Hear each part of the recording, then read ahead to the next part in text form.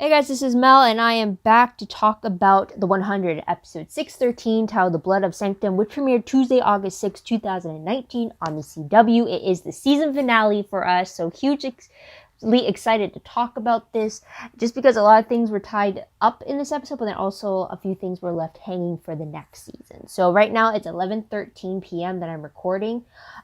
So huge spoiler alert, if you haven't seen the episode already, please go do so first, and then come back and see what I have to say about the episode. It's a lot that happens in this one, I'll say that. Otherwise, other video reminders are up on screen. Take a moment to remind yourselves of those.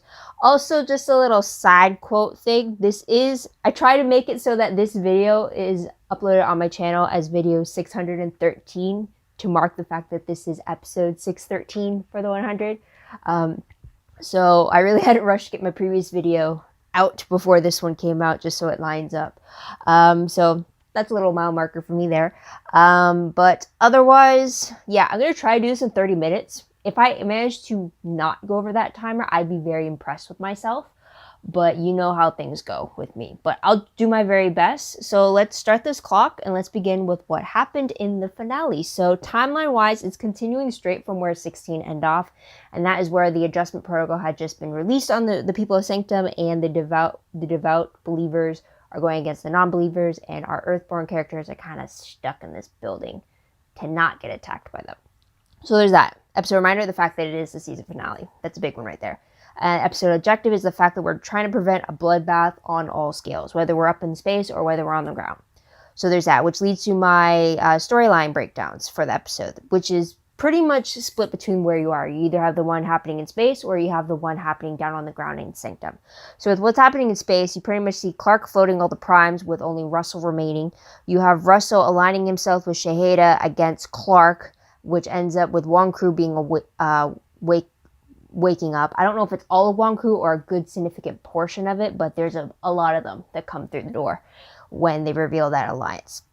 We ultimately see Maddie taking control briefly, but it's enough time to get the flame detached from her and Shahida separated from the flame, though he kind of disappears with his code being uploaded somewhere else. It makes it seem like his code is sentient in a way like the alley code was, in a sense, but there's that. They go back on the ground on Sanctum. You get the purifiers trying to enact the adjustment protocol. And they do this by giving, it's literally the blood of Sanctum, which is actual blood mixed in with a bit of the red toxin sun. And then they go into this psychosis state. And through adjustments, I guess you could say, in hopes that once they come out of the whole ritual, they are now a believer. Well, that's the whole sense of the thing.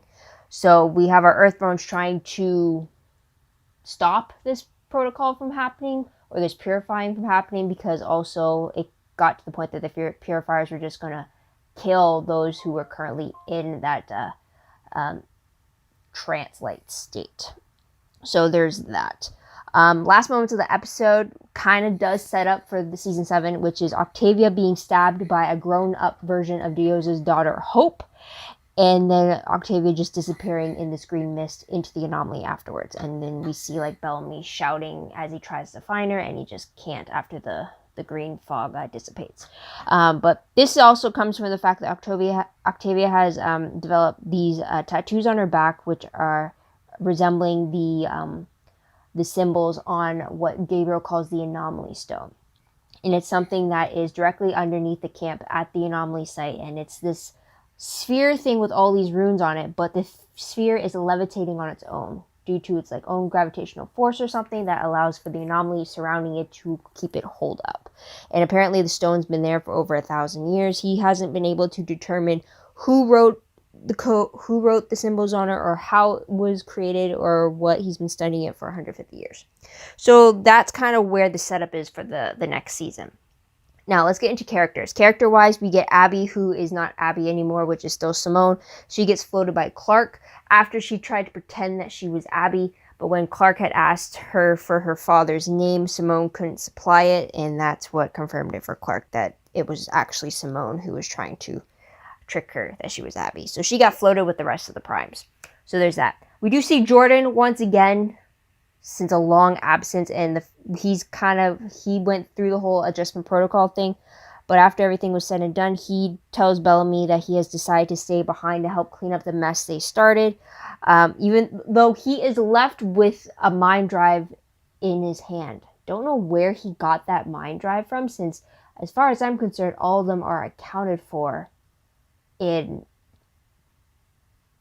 everybody, unless he managed to take it out of Priya's body, which was Delilah's body. So I don't know where he got that mind drive from. Don't know what he's going to do with it.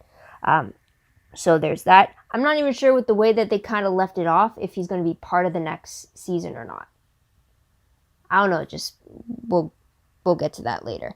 But with Russell, though, we do see him being taken as a prisoner of one crew, though his status isn't known after this happens, when Maddie tells her one crew warriors to take the Prime and the guards and take him away. We don't see him after that. So whether he's alive or not sure. For Gabriel, again, like I mentioned, he has been studying the anomaly for the last 150 years. There's only so much that he knows, and his excitement to learn more is definitely evident in all this after the whole bloodbath in Sanctum is diverted. So there's that. Now, Daniel Lee, one of the Primes. This is who Murphy is pretending to be during this episode. We find out that he had a Purifier lover named Zed, I believe.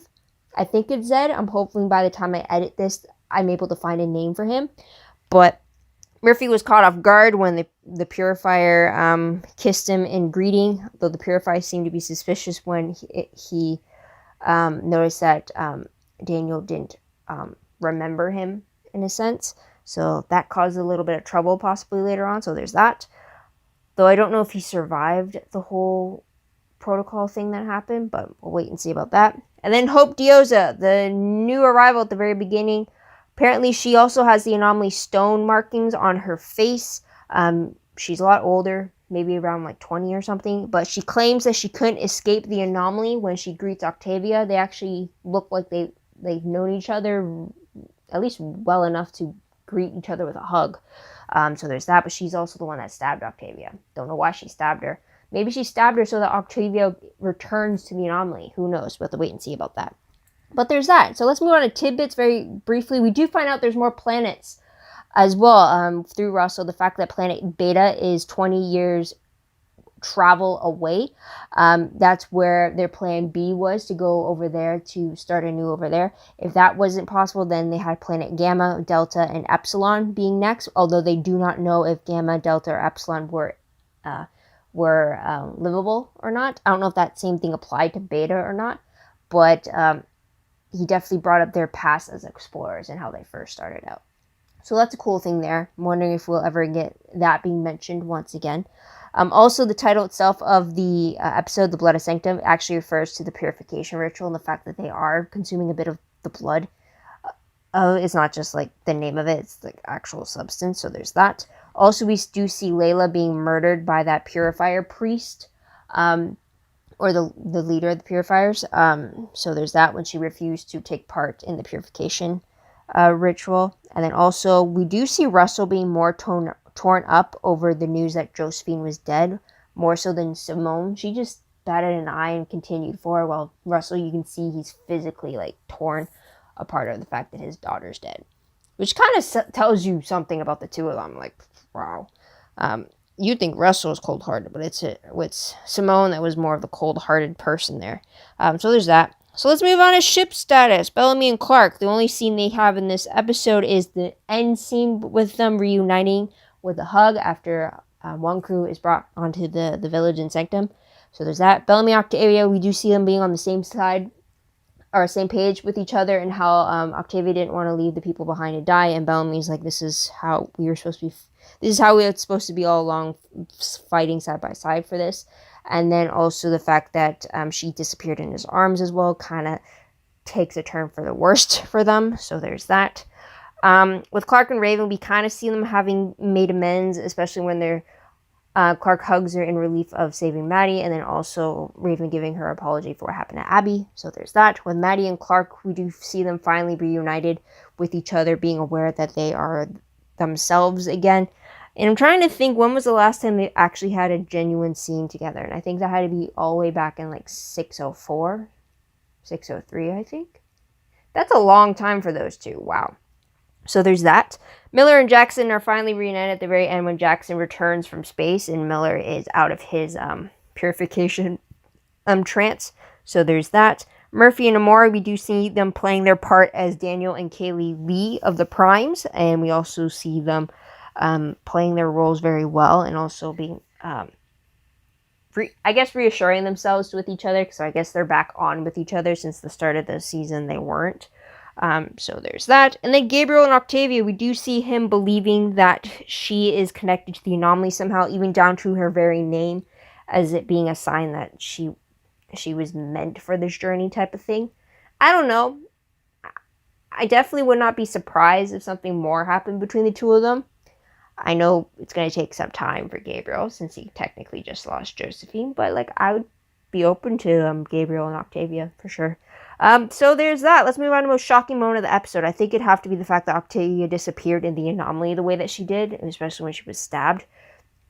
That was not that shocking as it is. There it is. That. Also the fact that Clark managed to float all the primes, minus Russell, but you still get my point. The way she did it was surprising as well, too. And it's something I am going to talk about in my parallels, because the way Clark did it parallels a lot of the other season finales, and that is with what I'm calling as Clark's lever. Because in what I'm counting now to be 5 finales, I should say, out of the 6 that I've recalled, she has pulled a lever in one of them. In episode 113, she pulled the lever in the dropship to pull up the door before the Ring of Fire happened. In that 216, she pulled the lever with Bellamy that irradiated all of the people in Mount Weather. In 316, she pulled the lever inside the City of Lights to shut down Alley 2.0. In 413, Clark pulled the lever once again when she was switching the power on in the tower before the Prime Fire hit. I'm trying to think, did she pull a lever in 513? Would you technically count her pulling the lever or pushing the button in putting Maddie in cryo sleep as something that it would count? Or did she pull a lever when they opened the window when she was woken up 125 years later? Was there a lever involved there to open the window to show Planet Alpha? I don't know. But that's the one, like, aside from the season 5 finale, every other finale, Clark has pulled a lever of some sort. So that's a parallel there. The fact that she pulled it to float all the other primes, it was just like, you can't have a finale without Clark pulling a lever, for sure. So there's that. Another parallel was the fact that we got Maddie overpowering Shahida. You could technically count that as a parallel with Clark taking control back from Josephine, especially when her life was in danger. So Maddie fought against Shahida when she believed Clark was going to kill herself. So there's that moment there. We also see the fight happening within the flame when Shahida attacked Maddie. So there's that, which could parallel what happened with Clark and Josephine, specifically in 609. When Clark took back control for Josephine, and then also in 610 when they actually fought inside Clark's mind space. So there's the parallel there. Another parallel is also Raven's hacking scenario. It's when she's trying to get into the flame and try to delete the Shahida code. The whole situation itself and how she's trying to get into the device is very similar to season 3 with the City of Lights, when Raven was trying to hack into the AI and try to bypass Allie's security to shut down the City of Light. So there's that parallel there. And also, technically, this isn't a parallel within the show, but it's just a parallel for me as a viewer, because with Octavia's anomaly stone markings showing up on her back, I guess it wouldn't be a parallel, but more like a reference, or like, I guess, I don't know what to say aside from parallel, but it brought up memories for me from Dark Angel and the end of season 2, where the protagonist Max ended up having her own markings appear on her skin that were encoded into her DNA, and they just suddenly appeared due to the certain timing of events that happened on the show. I think it was in like the last 2 episodes of the series that it was happening, but when that started popping up on Octavia, that had me thinking about Max back on Dark Angel. So there's that reference there. But let's move on to top 3 favorite moments. So I will have to say one of my favorites has to be seeing Bellamy, Echo, and Octavia fighting alongside each other to protect the tavern. Their fight scene was amazing, just how it was the 3 of them going against all the, or is it purifiers that were on the outside. Yeah, and try to protect the tavern from being burned down and protect the people that were inside that couldn't really fight for themselves because they were in their trance. So that was pretty cool to see the display of skills there from the three of them, for sure.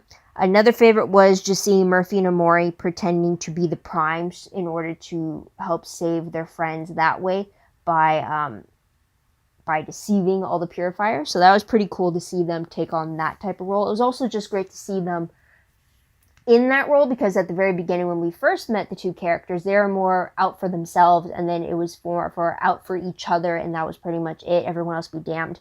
But then in this season, you do see them grow, especially with their time up in space and being part of Space Crew, that they have expanded who they consider family and who they're willing to sacrifice to save them instead of just leaving to save themselves. So it was great character development for those two as well. But it's just great to see them also dressed up and playing these other characters. It's more so in this season that you see a lot of characters pretending to be other people, and it was just like interesting to see how they do it. So there's that. And another favorite I did have, which is just many layers to this one, is just all the reunions we get in this episode. We do get the Clark and Maddie reunion when Maddie finally broke free from Shahida's hold and she saved Clark, and they reunited with that hug. That was just fantastic. I've been waiting for that for so long. So there's that. The Bellamy and Clark reunion at the very end of the episode before he went to the anomaly hut, and just how not only did they have that two fierce hugs between them, but also him bringing up Abby and then Clark asking, saying I tried to do better. Was it all worth it? Tell me it was worth it. And he tells her that her attempt is what matters, type of thing, I believe. But if the quote is out there somewhere, I hope to put it on screen by the time I edit. So there's that. Another reunion was just the Clark and Raven hug between them. The fact that they got to that point, since Raven has been so hostile towards Clark at the very beginning, and then finding out that she was taking over control, then finding out she possibly the whole thing that happened, and just to have them have that hug. I hope that means they're on the start of becoming friends again and trying to move past things. But it was just great to have them not be at each other's throats when it seems like it's been a while since we've had the budding friendship between the two. So there's that. And also just seeing the reunion between Miller and Jackson, just like the rush towards each other at the very end was just great. Also, just all around hugging reunions in that scene as well were just fantastic. It happened so fast I couldn't pinpoint who exactly was reuniting with who, but those are the ones I took note of mostly. So there's that. And my last favorite, I should say, is Clark Clark eliminating the Primes the way that she did. She floated them. She pretty much went back to the arc way, and she floated all of them. She strapped herself down to the lever so that when she opened the door, she didn't get sucked in. Although I am curious as to why Clark was still able to breathe when that happened, because with airlock on, wouldn't she have had trouble breathing as well? That's my only concern there. While it was clever how she orchestrated the whole thing, the fact that she wasn't wearing a space helmet, the fact that she wasn't, right? I don't think she was wearing any spacesuit or anything like that. So when she opens the door, wouldn't she have risked her own self from loss of oxygen or something? I don't know. I'm nitpicking. I know it's my thing to nitpick, but that was the only slight peevish thing I could have from that favorite. Is just from the fact I'm questioning, well, how was she able to breathe in that moment? Which is also a heartbreaking moment, because Abby's body was still holding on to her, and she had to actually force her to detach and kind of see her mom's body be floated like she saw her father's. So it's just yeah. So there's that. But let's move on to peeves very quickly. I really only had the one peeve, and that was Jordan's claim that the Earthborn people, their arrival had ruined the peace on Sanctum. And I personally don't think that's true, because first off, they could have kept their lives separately. Sanctum's secret could have been kept secret. The only thing that screwed them over was the fact that Jordan ended up falling for the one person in the whole of Sanctum that was set to be a vessel. and then him finding out that she was gone and him not letting go. That's one reason why they intervened. And the fact that they forcibly took Clark against her will is another reason why the Earthborns went against them. Otherwise, if those two things hadn't happened, I feel like they both could have lived peacefully side by side on the same planet. You could just tell them how to live, and then they'll take the transport ship and maybe go on the opposite side of the planet and live out their lives there, right? So I believe that could have been possible, but to have Jordan blame all of them for the destruction of a civilization is not true, just because they weren't the ones that were set out to destroy the place. It was the primes that did it first, by who they targeted and by how they handled it. So that was the only peeve there. The fact that when Jordan came back, his mindset just seemed a little bit more off. It's just like, yes, I don't know if that's because of the adjustment protocol he went under, or if it's just because he's dealing with Delilah, or what was it? But like, his absence just wasn't working for him when he returned. And the way that he was talking now, it has me questioning whether or not we'll see him again in season 7, or if it's just going to be on a recurring aspect. I feel like he should have been on a recurring aspect in the season in general, because like, he wasn't in all the episodes and he didn't play a major role. He only played a major role to the point that like, he forced the other Earthborns to investigate what the primes were hiding when he was trying to figure out what happened with Delilah. So if anything, Jordan is the one who kind of jump-started the whole revolution of the Earthborns against Sanctum. And the fact that he tried to pin it on the other ones, it didn't, I don't know. But there's that. So that was the only peeve, is the fact that Jordan's return and the way it happened is kind of like, well, you kind of came back different. So there's that. But let's move on to random questions very quickly. First one, where did the Shahida code go? It got uploaded to somewhere else, but where was that somewhere else? That's the question. 2, did the anomaly fog only cover the camp or that hut that Bellamy, Octavia, Echo, and Gabriel were standing in, or did it reach the Sanctum village around the palace? Did that green fog hit there too? Because when it showed the aerial view of the planet, and you see that green spot kind of expand, it looks like a significant amount of it aerial-wise had expanded, but how does that translate to ground area? That's the question there. And next question, what will happen to the purifiers? Were they all rounded up? Did they undergo their own adjustment protocol? What happened? Or did they all get knocked down and get imprisoned? Who knows? That's another question there. And the last question, is Maddie still the commander of one crew just without the flame? Or will there be a new leader of one crew now that the flame has been taken out of her? So there's that question there. But let's move on to predictions very quickly, which is very hard. But because it's the season finale, there's only predictions we can talk about is season 7. So mid-season return, once again, it's going to be 16 episodes once again. Last time that happened was season 3. But also August 4th, so this past Sunday, it was revealed by showrunner Jason Rothenberg that season 7 is going to be the final season, with the series finale being the 100th episode. Now, I'm left wondering, did they plan it that way so that there would be 100 episodes of the show, The 100? Because on the one hand, I'm a little disappointed it's ending.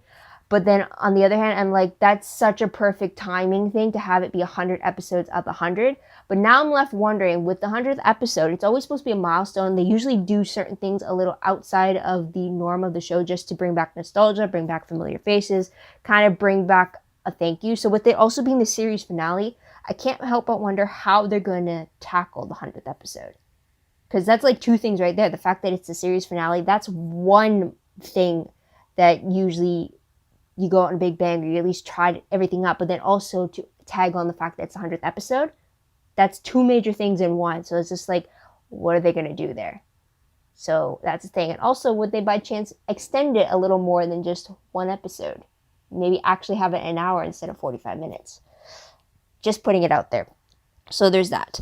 But also, before I get into what I hope to see for the finale, I did come across an interview just shortly after the episode ended, provided by TV Guide. I'll put a link down below in the description box, but it was with Jason Rothenberg specifically answering questions about the finale and kind of where that leads us into season 7. So I'll only pinpoint what season 7 points are relevant, but season 7 apparently is going to pick up straight from where the season 6 finale had ended.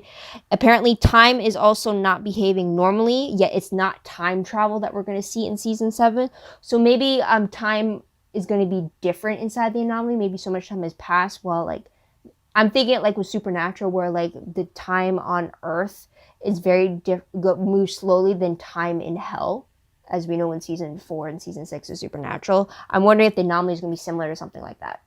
Or even with the Flash, how like the time in the Speed Force works a lot differently than the time on Earth type of thing. So I'm wondering if we're going to get that. Also, I'm left wondering if the anomaly is going to be like maybe, because also that's another thing too. Jason also mentioned that the anomaly, you can kind of view it as like a passage. So I'm wondering if you kind of go through the anomaly doorway and there's something else on the other side where Octavia was for a brief time, even though for us it seemed like a second, but I'm assuming over there it was a lot longer. Maybe it's something else. Maybe it's like another place, or maybe it's like more advanced city over there than what it is over on the Sanctum side. So like I'm curious about that as well. So anyways, let's go back to the interview. So then also he talked about that there's a reason Octavia doesn't remember what happened inside the anomaly, but in that brief moment where the fog was overcast on all of them, she did remember. So we'll get more into that as well. And then from that, they did talk about the fact that Shahida will return in season 7.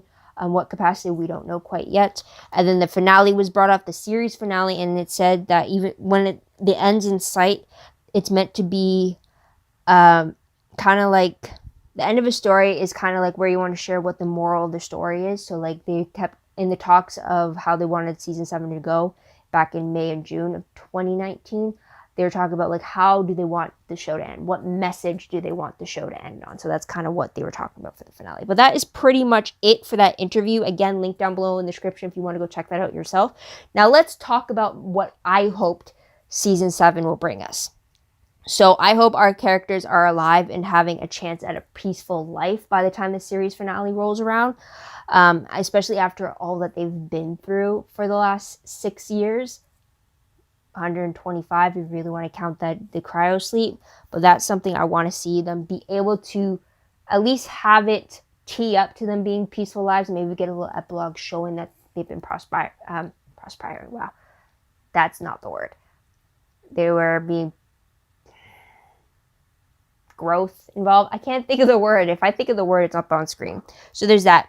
Another thing I want to see is the fact that Bellamy and Clark are together and alive, and I do not want them just hooking up only for one or both of them to die shortly afterwards. I do not want that. If that's the fate they're going to have for being together, then I don't want them to be together.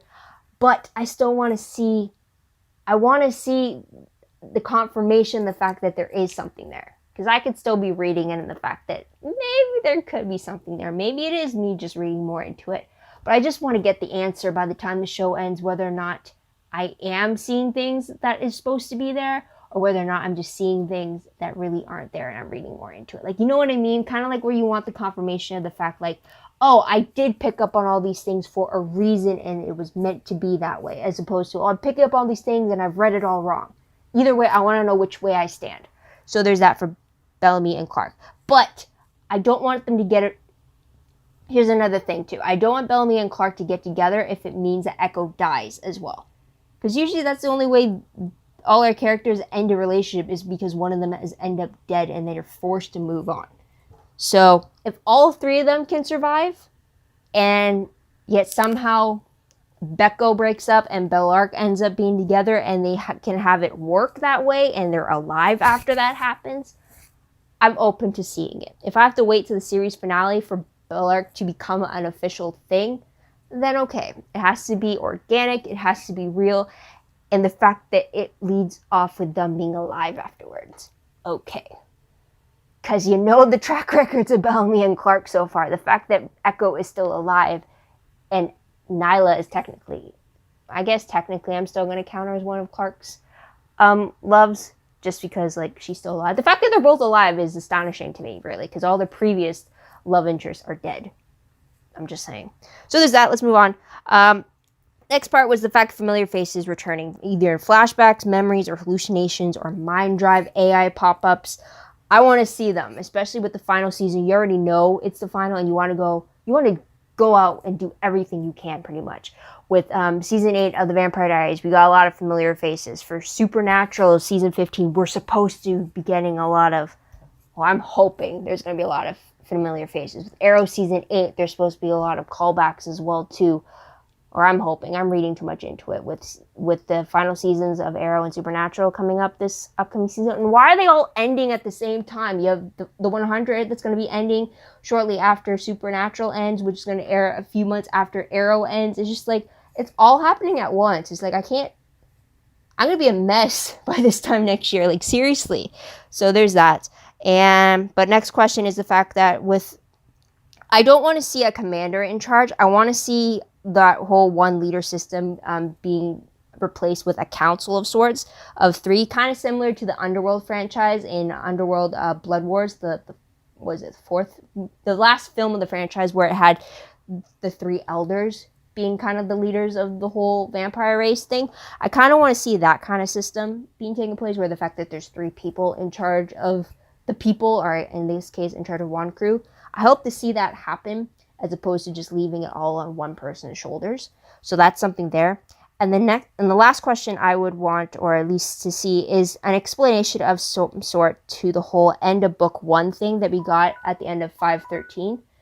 I want to get an explanation as to that, or at least are we going to get an end of book 2 in the series finale? Who knows? There's the timer, but that is pretty much it, guys. So what did you guys think of the finale? What did you guys like about it? What do you think is going to happen in season 7, the final season? Let me know in the comments down below. Love to hear your thoughts, theories, and opinions about all that good stuff. Also, don't forget to like this video, subscribe to my channel, and check out my other videos if you haven't done so already. It is going to be one hell of a long wait before mid-season comes for us to get season 7. I mean, they haven't even started filming it. They start filming at the end of August. So that's something there. But otherwise, let's go right back into it. If you want, check out my Tumblr page. The link for that is down below. I read blog promos, web clips, quotes, gifs, synopses, news, all that good stuff, all found in one place. So go check that out. I do have to catch up on that. I'm fully aware of that. But also WordPress account. Link for that is down below. Anything I post online is connected to WordPress. A little more organized, a little more in detailed, but still a work in progress once again.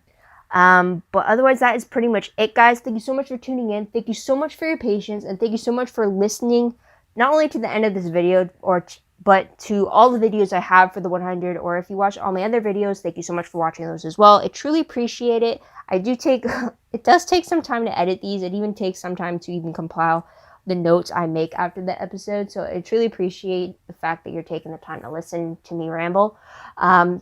So I do hope that you come back and see what I have to say about the final season. I definitely got to do it. A lot of them are coming to an end this coming year. So I hope you come and check out what I have to say about that. But until then, guys, and it's going to be a long wait, but I hope you check back in every once in a while, or at least click on the bell to get a notification for any of my other videos. 'Cause who knows, another video might pop up of the 100 once news breaks. Who knows? But otherwise, I'm just going to end it there. So thank you so much, guys. Thank you so much for tuning in. I hope you guys come back to check out my other stuff. But until then, this is Mel. Wish you all a great day, great week wherever you are. I hope you enjoy the rest of your summer and stay safe. Bye for now.